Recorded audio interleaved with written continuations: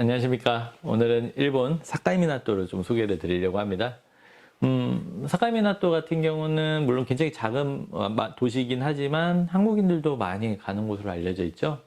저는 이제 크루즈를 타고 사실 갔었었는데요. 예전에 이제 코로나가 터지기 전만 해도 한중일 크루즈 하면은 굉장히 매력적인 상품이어서 많이들 이용을 했는데, 지금은 뭐 코로나의 온상이라고 이렇게 좀 오해가 있는 것 같아요. 사실 크루즈 같은 경우는 그 안에 다들 확진지 안 생겼다면은 그 안에가 오히려 이렇게 같이 머무르는 다른 어떤 확진자가 들어오지 않는 그런 어떤 부분들도 있고, 여러 가지 이제 관리라든지 이런 뭐 안전 체계라든지 이런 부분이 잘 갖춰져 있기 때문에 이제 안전한 걸로 알려져 있는데, 아마 그때가 코로나 또 초창기다 보니까 아마 그런 좀 문제점들이 생겼던 것 같습니다. 그래서 크루즈가 뭐 코로나의 온상이라고 하기는 좀 무리인 것 같고요. 나중에 혹시 이렇게 다시 이제 코로나 이후에 재개가 됐을 때 이렇게 한국에서부터 출발해서 일본이라든지 중국을 가는 이런 크루즈도 한번 이용을 해보셨으면 하는 생각을 갖게 됩니다. 제가 탔었던 크루즈는 그래서 이제 그 일본에 있는 요코하마에서부터 출발해가지고 저기 홋카이도 지역에 있는 무로란이랑 그다음에 이제 겐로쿠엔 그리고 이제 사카이미나토를 거쳐서 인천으로 이제 돌아오는 그런 크루즈를 탔었고요. 그러다 보니까 이제 보통 되게 큰 도시들을 많이 이렇게 여행을 가게 되는데, 사카이미나토는 왜 여기를 둘르나 처음에는 잘 몰랐었던 그런 곳이기도 해요. 그래서 그렇게 큰 기대를 하지 않고 갔었던 그런 장소가 되겠습니다.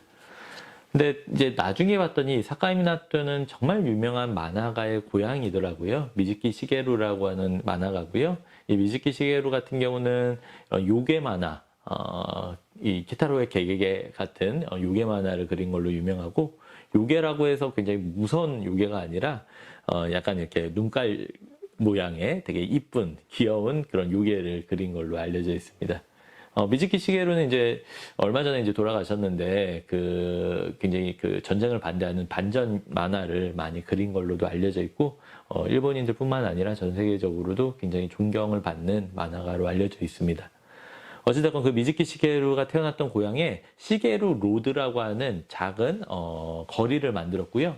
그 거리에서 여러 가지 만화와 관련된 캐릭터, 또 여러 가지 이야기가 담겨 있어서 많은 사람들이 가서 사진도 찍고 이렇게 교감을 나누는 바로 그런 장소가 되겠습니다.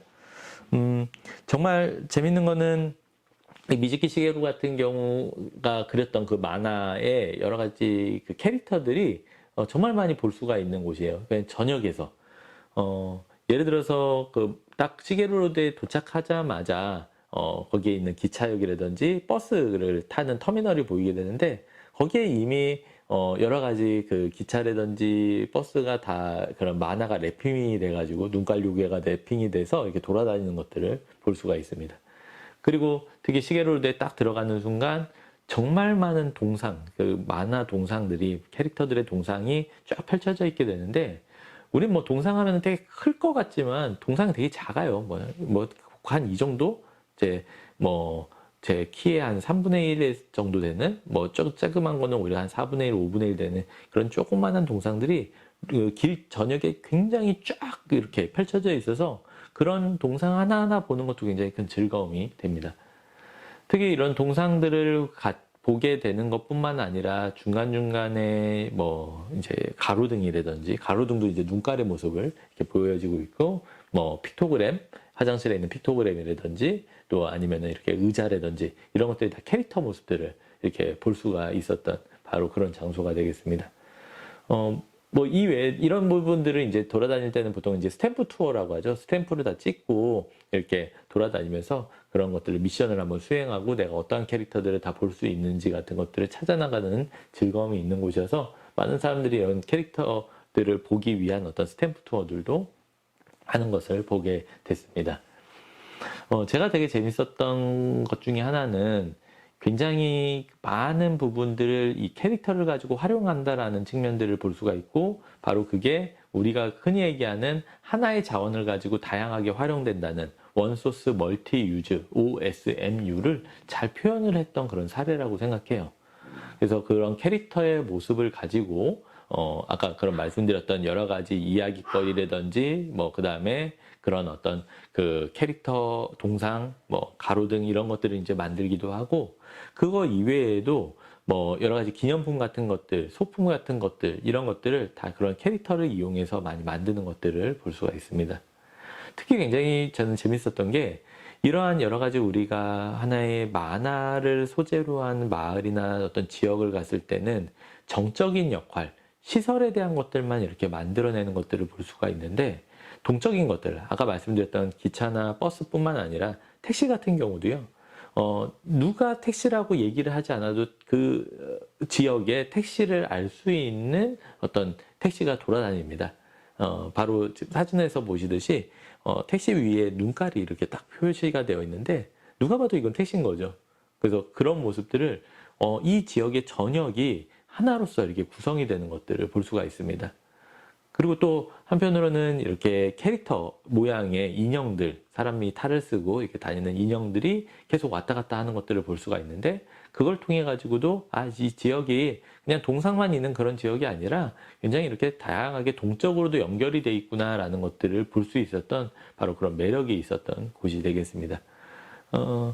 결국에 어떠한 테마를 갖고 그것들을 시각화하고 이야기를 만들어낸다라는 측면은 그냥 그런 어떤 조형물로서만 만들어내는 게 아니라 정말 다양한 형태들, 그래서 원소스 멀티유즈라고 표현을 했지만 우리가 움직이는 교통수단부터 조형, 조명, 그리고 캐릭터에 대한 기념품까지 이런 것들을 모두가 연동을 하고, 또 거기에 근무하는 사람 자원봉사자들도 이거를 좀 더 활용할 수 있게끔 만들어주는 그런 캐릭터로 변해서 이용객들이 지속적으로 그 지역에 가면은 이런 그 캐릭터를 다 볼 수 있게 만들어준다라는 게 굉장히 좀 독특하고 바람직한 어떤 측면으로 이용되는 것들을 볼 수가 있었습니다. 결국에 이런 여러 가지 그 부분들이 정말 잘 구성이 되어 있다라는 것, 완전 아기자기한 어떤 테마파크 같다라는 느낌들을 들으면서도 한편으로 참 아쉬운 거는 만화에 대한 인식인 것 같아요. 우리 같은 경우 이제 만화라고 하는 거는 어린 아이들이 본다라는 것, 또 어렸을 때는 우리 만화 보면 막 되게 좀 싫어하기도 하고 막 부모님들이 막 혼내기도 하고 했잖아요. 저도 옛날에 이제 보물섬이나 만화왕국 같은 되게 두꺼운 만화책 집에서 막 몰래 보다가 혼났던 생각이 나는데, 그런 게 아니라 최근에 이제 웹툰 같은 게 우리나라는 굉장히 많이 발달을 했으니까 바로 그런 부분들을 어떻게 우리가 활성화를 하고 이게 하나의 이런 문화 콘텐츠로 만들어지는지, 또 그걸 시각화 시켜가지고 관광으로 연결될 수 있는지 같은 것들이 많이 좀 더 연구가 돼야 될 부분이라고 생각합니다. 그런 부분에 대한 어떤 착안을 저는 이 시게루 로드에서 좀 살펴볼 수 있었고요. 결국에 그 제 핸드폰에 사진을 찍는 그런 부분이 그 시게루 로드를 처음부터 끝까지 돌아다니는 그 짧은 1km도 안 되는 그 거리 동안에 수없이 사진을 누를 수밖에 없는 바로 그런 모습들이 전개되고, 그 부분이 스스로 홍보할 수 있게 만들어줬던 요인인 것 같아요. 그래서 그 시게루 로드에 대해서도 좀 살펴봤습니다. 결국에 제가 앞서서 이제 다른 사례에서도 말씀을 드렸지만, 오버하머가우, 독일의 벽화마을 오버하머가우나 태국의 후아인에 있는 레츠시 리조트나, 한편으로는 왜 이런 게 온라인 체계에서 그 대표적인 사례로 설명을 하지? 라고 생각이 드실 수도 있을 것 같은데요. 스마트 체계라고 하는 거는 결국에 내가 어떤 시설을 만들고 예약하고 수용력을 관리하고 뭐 이런 부분들도 있지만, 그걸 어떻게 평가를 할 수 있게 만들고 스스로 홍보할 수 있게 만들어주는지가 관건이 된다고 생각하고, 많은 사람들이 결국에 모바일 포토그래피, 내가 핸드폰에서 사진 찍고 공유할 수 있는 그런 장점들을 극대화할 수 있어야 된다고 생각합니다. 그 극대화라고 하는 거는 그냥 독특한 모습만 만들어지는 게 아니라, 그걸 그 지역의 이야기와 역사, 그 다음에 다양하게 활용될 수 있도록 만들어주는 측면들이 더 중요한 부분이라고 생각을 해서 좀 소개를 드렸습니다. 네, 그래서 오늘 일본 사카이메나토에 있는 시게루 로드까지 한번 살펴봤습니다.